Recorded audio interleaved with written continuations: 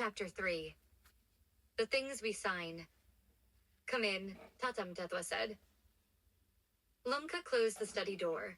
She stood near the chair and did not sit. I can't do this, she said. I keep waking up and I can't breathe. Sit, he said. She sat. I don't want to stay here and walk past the places I stood with him, she said. I don't want to hear people whisper. I don't want to see the blog open on someone's phone. Senzo leaves in a few weeks. I want to go too. Go where? He asked. London, she said. There is an exchange program. Mom knows people at the partner university. I can finish the semester there. I can get away. He watched her. Are you running or are you moving? I am leaving to think, she said. I won't pretend it's brave. I just need distance. Have you told the boy? He asked. Not yet, she said. I came to you first because if I tell him and then Mom blocks it, I'll look like a liar. He nodded once. Do you want my blessing? I want you to not stop me, she said.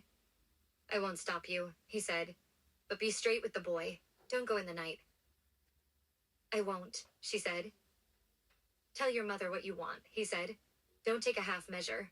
If you want the exchange, ask for it in writing. She stood. Thank you. He added, when you are there, don't float. Study, eat, sleep. Speak to yourself like you are a person you care about. I will try, she said. Try in the morning and try again in the evening, he said. That is enough for a season. She went to find her mother in the kitchen. I want the exchange, Lumka said. I want the London semester. I need the paperwork now. Babalwa put down a spoon. Now? Yes, Lumka said. I can't heal here. I don't want to be dragged through every room where we fought. Babalwa watched her. Do you want to go to Senzo? I want to go where I can think, Lumka said. Senzo is there. He is my friend. He is not the reason. Babalwa wiped her hands. I can make calls. It will not be instant. You will still have to attend class while we sort it. Fine, Lumka said. I will sit at the back. You were never a back row girl, Babalwa said. I am now, Lumka said, and it hurt to say. Okay, Babalwa said, softer.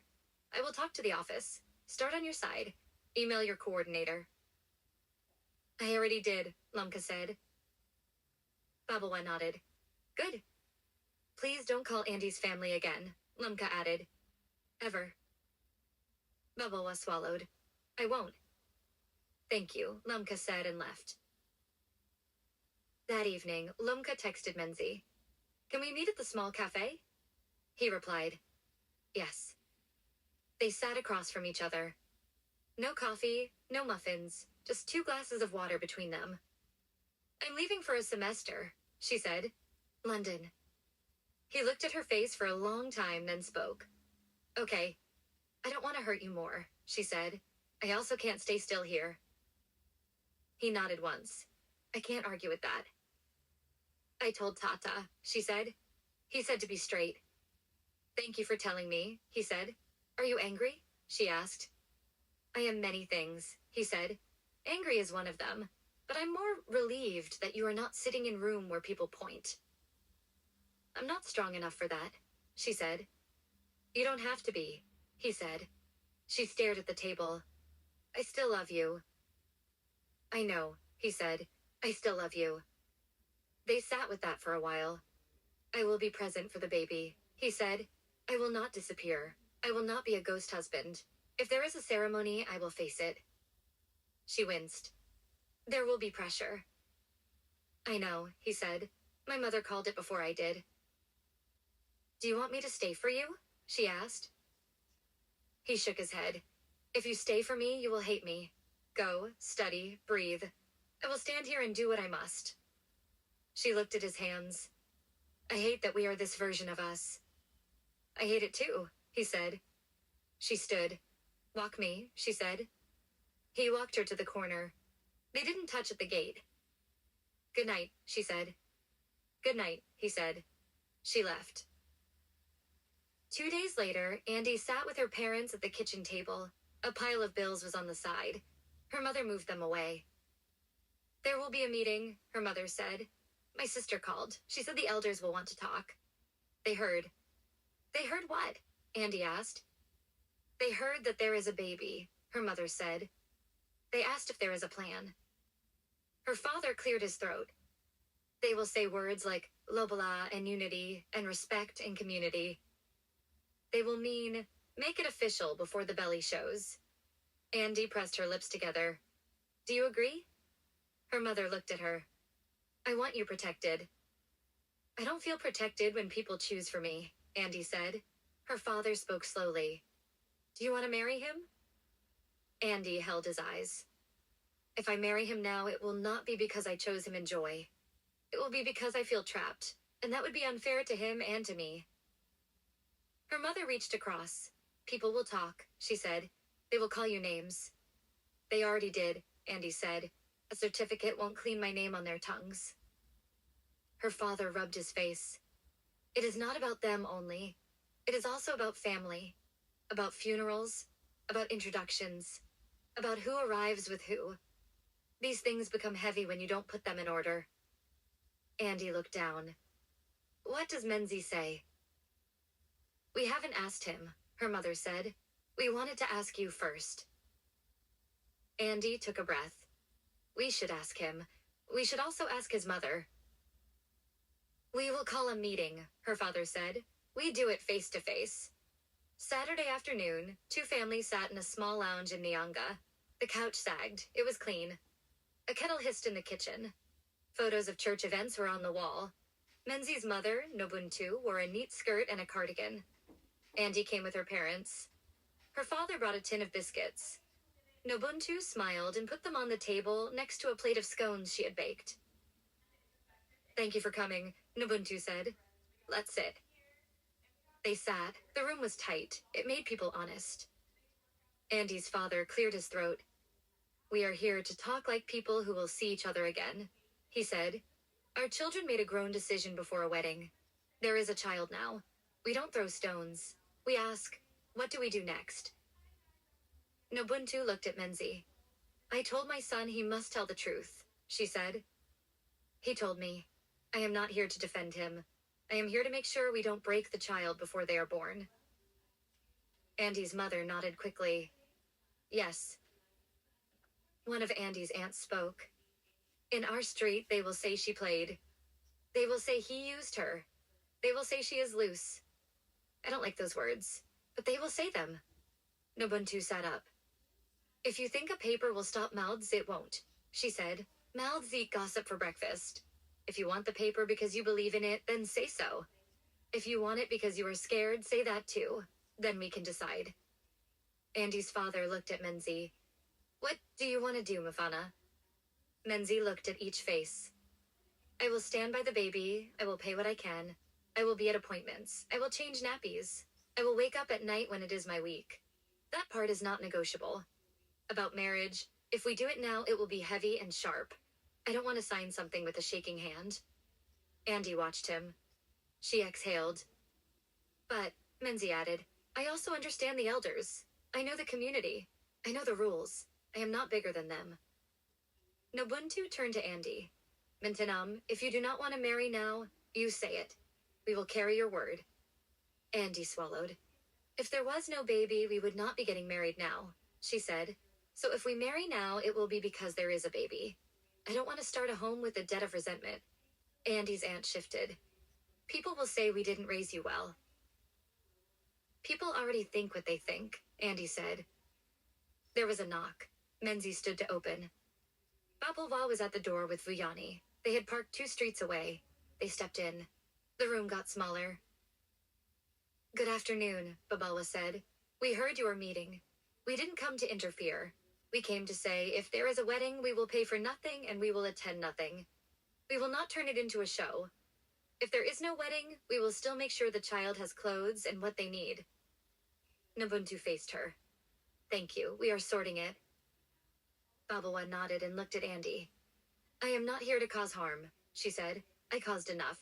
If you need a doctor, call me. If you need silence, I will be quiet. If you need money for a scan, I will send it through your mother, not you. Andy blinked. Okay, she said. Babawa looked at Menzi once. Do better than this, she said, and then looked away. Vuyani spoke to Nobuntu. If they decide not to marry now, and someone speaks bad about them in front of me, I will correct that person, he said. I want you to know that. Nkosi, Nobuntu said. The room breathed. Andy's father cleared his throat again. We will not force a wedding, he said. We will say there will be a ceremony after exams. A small one, only family. They can sign at home affairs before or after. We will give them time. Andy looked at her parents, shocked. Thank you, she said. Menzi looked at his mother. She nodded.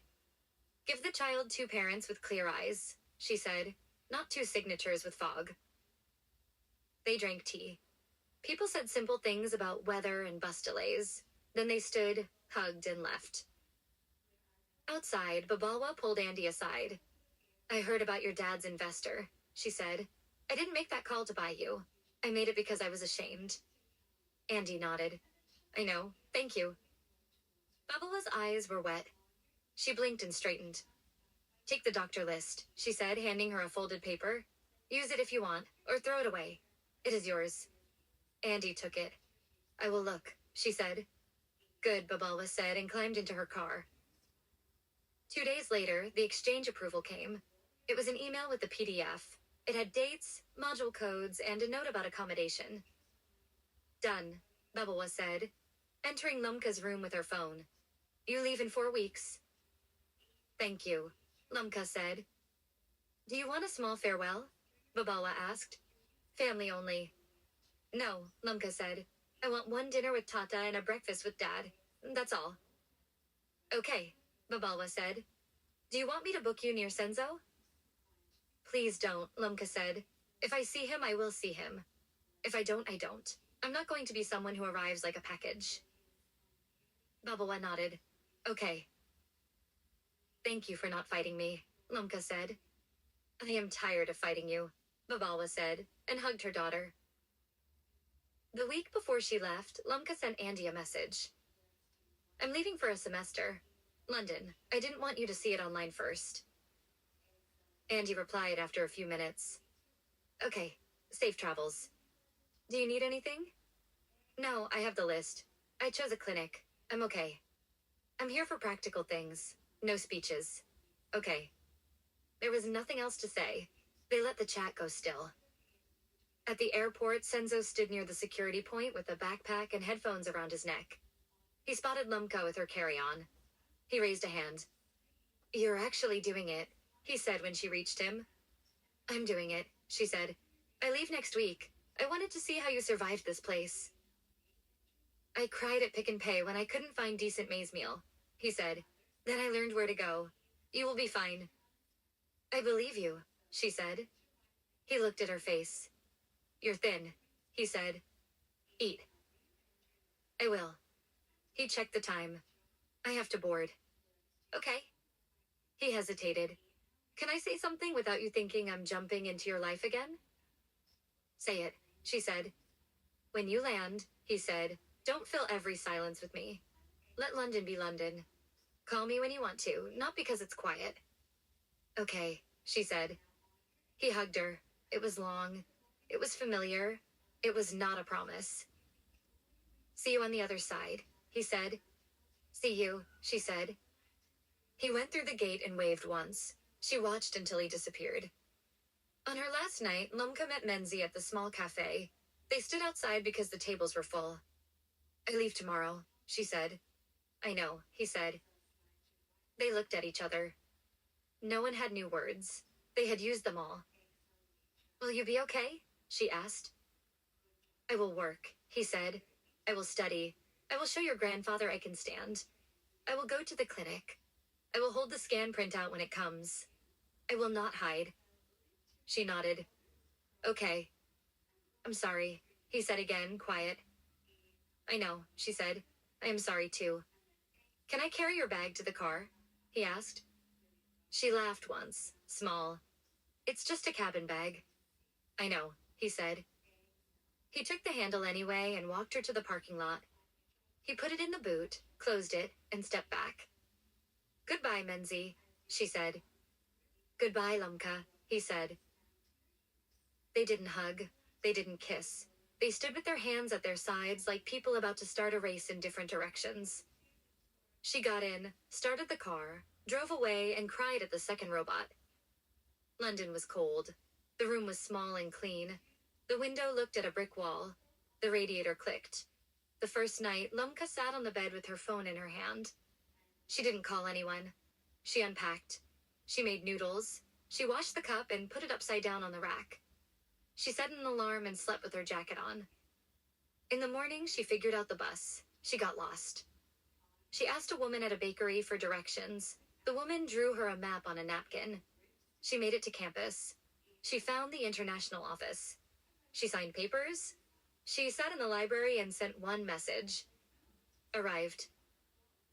Menzi replied with a single word. Good.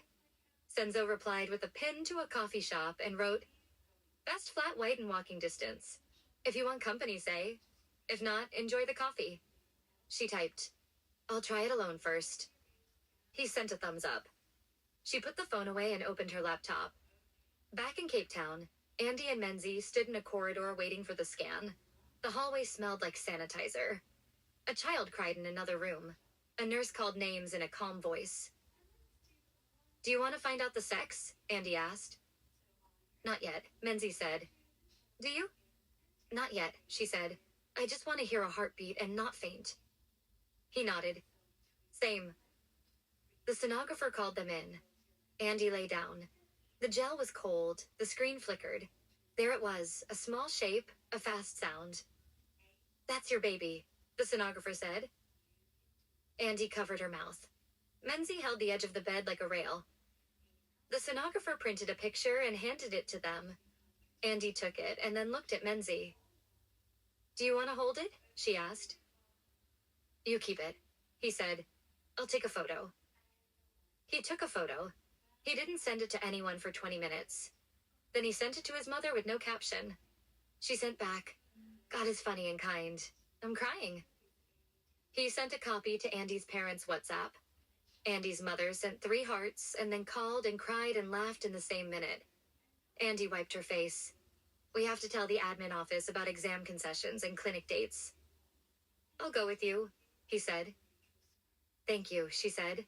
They walked out together. People looked, but no one stopped them. They went to the bus stop and didn't touch. A week later, Menzi sat with Kulikani and his team again. They looked at early data from the pilot. They asked for small changes. Menzi took notes and gave clear answers. At the end, Kulikani leaned back. How are you? He asked, not looking at the screen, but at Menzi. I'm busy, Menzi said. Thank you for the opportunity. I mean you, not the numbers, Kulikani said. Menzi hesitated. I'm in a storm, he said. I'm walking. Kulikani's mouth twitched. There will be another small contract next month, he said. We like how you run your tests. Keep going. Thank you, Menzi said. Also, Kulikani added, buy proper shoes. Your feet will carry more weight this year. Menzi looked at his old sneakers and smiled. I will. He messaged Nobuntu after the meeting. Another contract next month. I will send something home. She replied, don't starve yourself to do it. Send what you can after rent. He replied, I won't starve. She sent a laughing emoji. In London, Senzo met Lumka on a Saturday afternoon. They walked by a canal. People wore coats and pushed prams. He bought her a hot chocolate. Thank you, she said. Are you sleeping? He asked. Some nights, she said. I wake up at 3 and think of everything. Welcome to London, he said. Everyone is awake at 3. She snorted. I don't know how much space you want, he said. I can be around or not. I want to be around you as a friend, she said. I don't want to blur lines to hide from my own life. Okay, he said. They walked. Do you blame me? She asked. For what? For everything, she said. No, he said. I blame people for their own choices. I also know people are soft sometimes. You are not the only one. I spoke to Andy on text, she said. I keep typing I love you and backspacing. Then don't send it, he said. Send what you can stand behind. I sent, I am here. That's more useful than I love you if you can't show up, he said. She nodded. Thank you for not making this about you. I made enough things about me when we were kids, he said, smiling. I'm growing. They sat on a bench. He looked at the water. She looked at the people. My program is intense, she said. I have to write 3 essays in 2 weeks. Do your work, he said. Text me when you want company. Okay, she said. They hugged when they parted. It was steady. It did not make promises. 3 weeks after Lumka left, Andy came home from the clinic with a folder and a small bottle of vitamins. Her father met her at the door. Your aunt wants a date, he said. She says we must set the home affairs signing before you look too pregnant. She says it will make people calm. Andy put the folder on the table. Do you want me to say yes or no? I want you to say what you can live with, he said. Andy rubbed her temples. I can live with the signing later. After 2nd trimester, not now. Her father nodded. I will tell them. They will say I am weak. I will say I am listening to my child. Andy hugged him. He held her longer than usual. That night, Menzi's uncle Zola called. I heard elders talk, Zola said. They want you to do quick papers to stop gossip. I know, Menzi said. We are not rushing. Good, Zola said. Marriage is not a sponge to wipe mistakes. It is a thing that needs a table to stand on. Start with the table. I am building legs, Menzi said. Build them straight, Zola said and hung up. Exam season arrived. People lived in libraries. People slept on desks. People cried in bathrooms and then printed notes and carried on. Menzi studied at night after clinic visits and app meetings. Andy moved slower. She ate crackers in lectures and left early when she felt sick. Lecturers made small accommodations. They didn't make a show of it. One evening, Andy knocked on Menzi's door at Res. He opened. She stood with a plastic box. I made stew, she said. My mom forced me to learn. There is too much for one person. He smiled. Thank you. She placed it on his desk. She looked around. The bed was made. There were 2 mugs, one chipped. A photo of his mother and of him as a kid on a soccer team stuck on the cupboard with tape. You are neat, she said. If I am messy, I can't find my head, he said. I get that, she said. He took out bowls. They ate, sitting on the floor. They talked about clinic schedules and who would do which shop for baby things when the time came. They didn't talk about love. After, she stood to go. She looked at him. Are you okay? She asked. I am tired, he said, but I feel like I am doing one right thing every day, even if it is small. She nodded. Same. When she reached the door, she paused. I am sorry, she said again. I know, he said. Me too. She left. He washed the bowls and put them upside down. In London, Lumka's phone buzzed with a Cape Town number she knew well. Hi, she said. Hi, Tata said. How is the cold? Cold, she said. How is your brain? He asked. Busy, she said. But I am eating. I am sleeping better. I walked to class without thinking about who was watching me. Good, he said. I am going to ask something. Don't answer now. Think and answer next week. Okay. When you come back, do you want to try again with the boy? He asked. I don't mean jump into a wedding. I mean start from zero. As the people you are, not the people you were. Or do you want to close that road and try to build a new one? She pressed her phone to her ear. I don't know, she said. I will think. Think with a full stomach, he said. Hungry thoughts are bad advisors. She laughed. I am eating.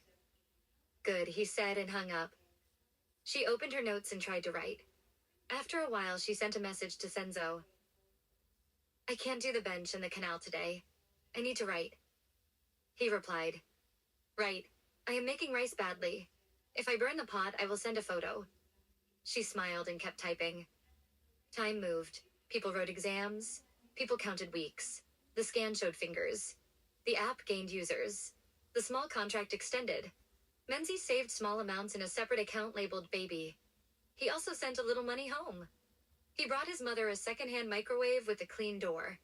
She cried and almost scolded him for spending, then put it on the counter in heated water just to watch it spin. One afternoon, Nobuntu called Andy. "Can I come with you to your next appointment?" she asked. "If you don't mind someone's grandmother eyes in the room." Andy smiled. "I would like that." They went together.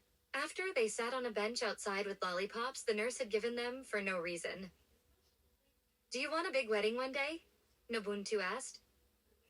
"I don't know," Andy said. "I always wanted something small under a tree and then pop and meet at home."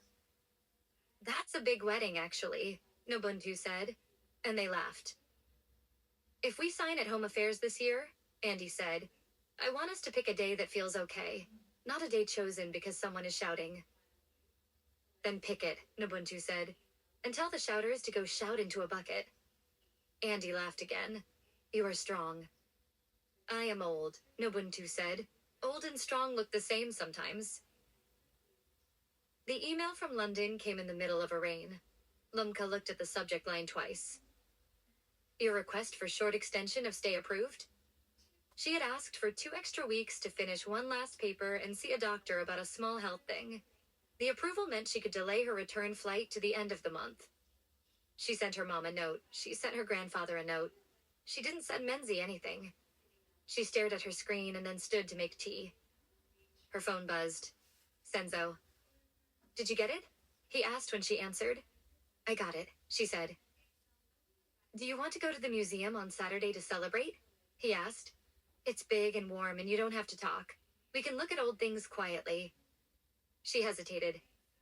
"Okay," she said. "Okay," he said. "No pressure. If on Saturday you want to stay in bed, I will return the tickets." "Thank you," she said. "You don't owe me thanks for not being a pest," he said. "See you."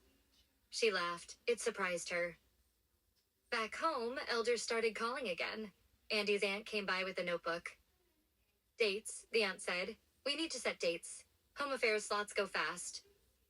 Andy looked at Menzi. They had promised to decide together. "After exams," Menzi said. "We can choose a Friday." Quiet. "Which Friday?" the aunt pushed. Andy opened her calendar. 3 Fridays after exams finish," she said. "I don't want to take a paper with a new surname. I want to finish this semester first." The aunt wrote it down. "Done." "Small," Andy said. "No matching outfits, no speeches, no cows. Please." The aunt sighed. "At least a cake." "A small cake," Andy said. "Okay," the aunt said. "Small cake." Menzi nodded. "I will wear a clean shirt." "Good," the aunt said. "Bring both families, that is enough." After she left, Andy sat and stared at the date on her phone. Menzi sat next to her. "Are you sure?" he asked. "No," she said. "But I am sure about one thing. If I don't put one thing in order, everything will keep floating. I want to put this one thing down. Then we can decide the rest when we can breathe." He nodded. "Okay." "I don't want rings," she said. "Not now." "Okay," he said. "I want to go home after and sleep," she said. "No party." "Okay," he said. She laughed once. "You are very agreeable." "I am trying not to add weight to a heavy day," he said. She put her hand on his arm. "Thank you." The Friday came. They met at Home Affairs with a handful of people. Menzi wore the jacket Babalba had once told him to buy. He had bought one like it at an outlet, and he wore a simple dress that didn't show much. Nobuntu stood next to Menzi. Andy's parents stood next to her. The aunt stood with a bag that probably had a cake in it. The official called their names. They stepped forward. They signed papers. "Any rings?" the official asked. "No," Andy said. "Any vows?" the official asked. "We will say them to each other later," Menzi said. "Okay," the official said and stamped. "Congratulations." People clapped softly in the small room. Nobuntu hugged them both. Andy's mother cried. The aunt took out a cake with white icing and 2 plastic flowers. They cut it in the corridor and ate with plastic forks. "Do you want photos?" the aunt asked. "Just one," Andy said. "With our parents." They took one photo. The light was bad and perfect. In the car, Andy looked at Menzi. We did it, she said. We did it, he said. Are you okay? She asked. I feel like I carried a heavy box and put it down on a shelf, he said. It's still heavy. It's just not on my hands. That's exactly it, she said. I feel the same. He drove her home. He walked her to the door. He didn't come in. Sleep, he said. You too, she said. He went back to Raz and lay on his bed and stared at the ceiling. He messaged his mother. We signed. She replied. I prayed during my tea break. Now I will sleep. I love you. He put the phone away and closed his eyes. In London, Lumka sat on the museum steps with Senzo after they had walked through rooms of old objects with dates on small labels. How was it? He asked. I liked the quiet, she said. I liked that no one cared who we were. That is the best thing about big cities, he said. Everyone is busy being the main character of their own day. She picked at her glove. I need to tell you something. Andy and Menzi signed at Home Affairs. He looked at her quickly. Are you okay? It hurt to read it, she said. I also felt relief, like a door that I kept pushing finally opened the other way, and I can stop pushing. He nodded. It is allowed to be both. I keep thinking I could have been a better friend, she said. If I was softer with her when she told me about her reading. If I was less proud. If I didn't throw her to the wolves with my words that day. You can't edit it backward, he said. I know, she said. I just needed to say the thoughts out loud so they don't poison me. He looked at her and smiled a little. You are doing the work, he said.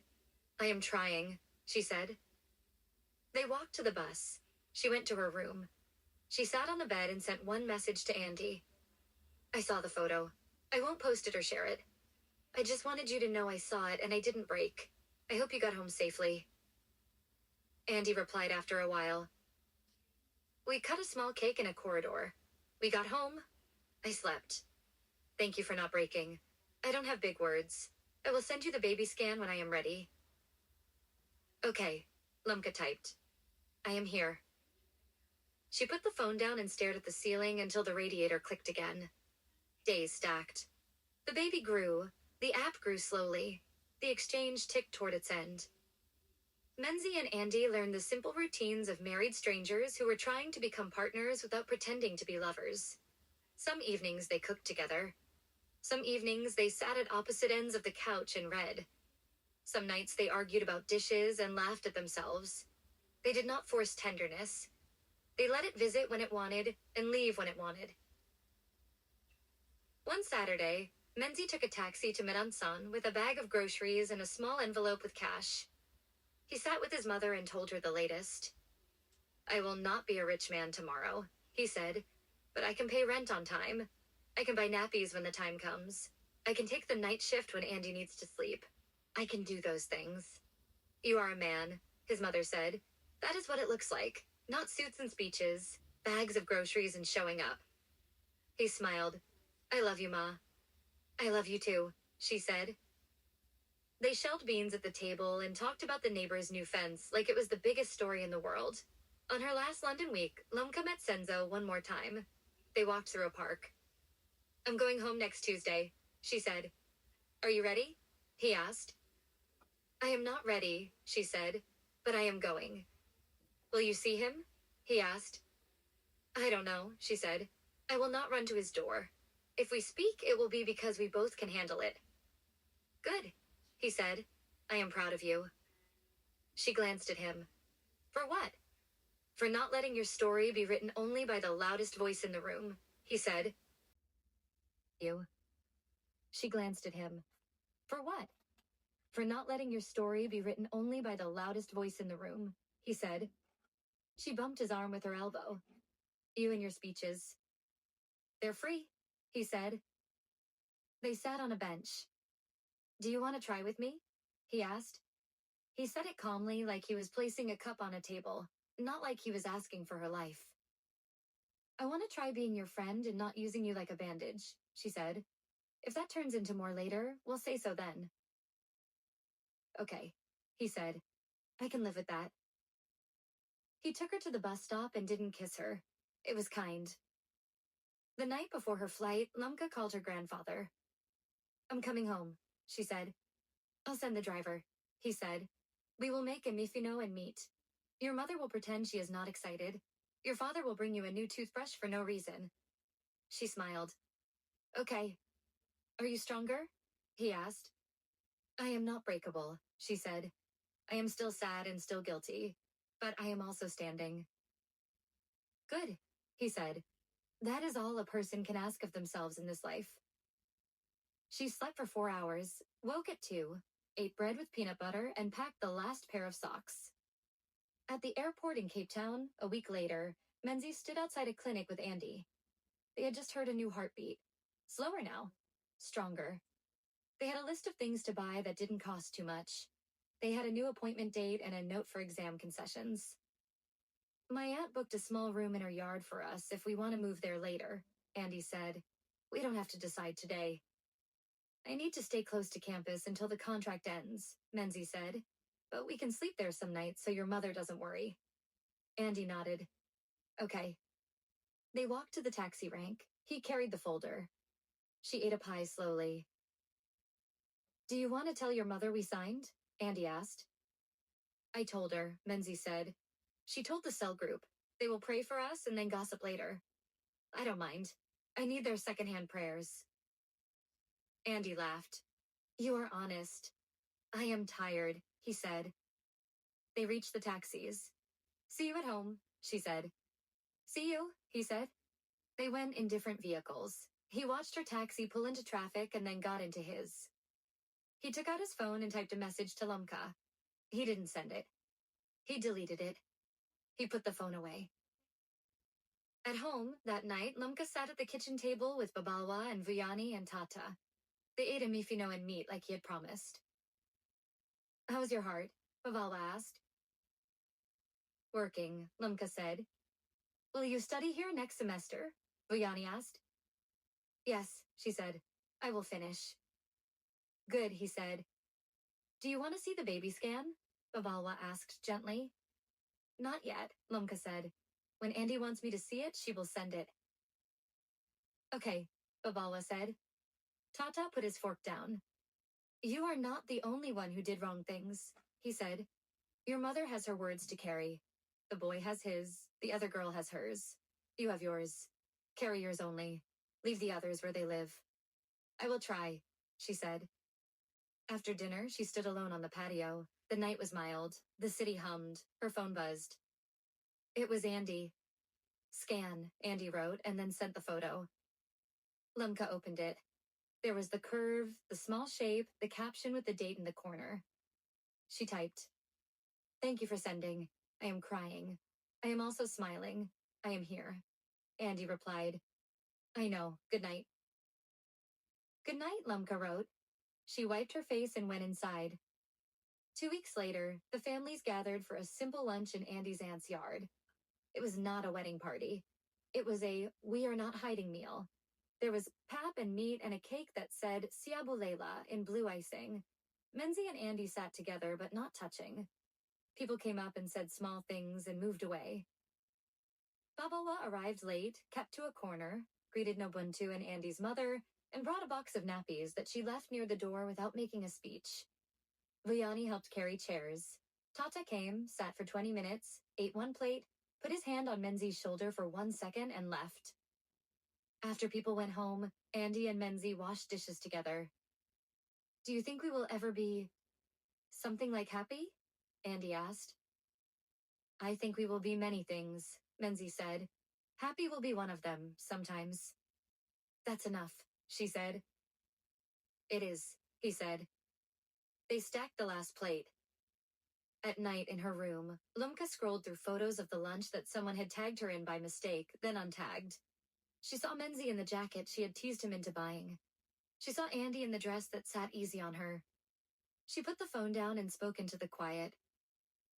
"I am going to make peace," she said, not to anyone, just to hear it out loud. "I am going to stop asking the story to turn into the old one."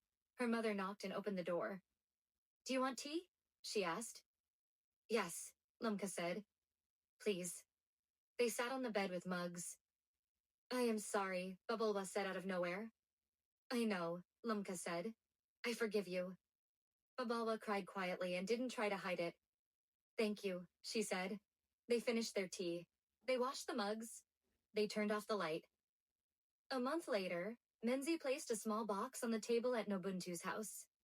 Inside was a stack of printed payment slips, a copy of the app contract extension, and a list of antenatal classes with 2 dates highlighted. What is this? Nobuntu asked. Proof that I'm standing, he said. I promised an old man I would show him I can stand. Which old man? She asked, then smiled. Ah. I'm not taking it to him, Menzi said. I'm living it. But I wanted to put it in one place so I can't lie to myself. Good, she said. We can also put a photo in there of you holding your child when they come. That will be another proof. He nodded, throat tight. His phone buzzed. A message from Lumka. I heard you got another contract. Congratulations, keep going. He typed. Thank you, I'm trying. She replied with a single heart. He put the phone down and looked out of the window for a long time. On a quiet Sunday morning, Senzo sent a photo from London. He stood on a street with gray buildings and a coffee in his hand. Caption, it is raining again. I am still handsome. Lumka laughed and sent a photo of the Cape Town sky. Caption, it is clear here. I am okay. He replied, I'm happy you are okay. She typed, me too. She put the phone away and went to the kitchen to cut fruit for her grandfather. He asked for apples. She gave him apples. They ate in silence. It was a good silence.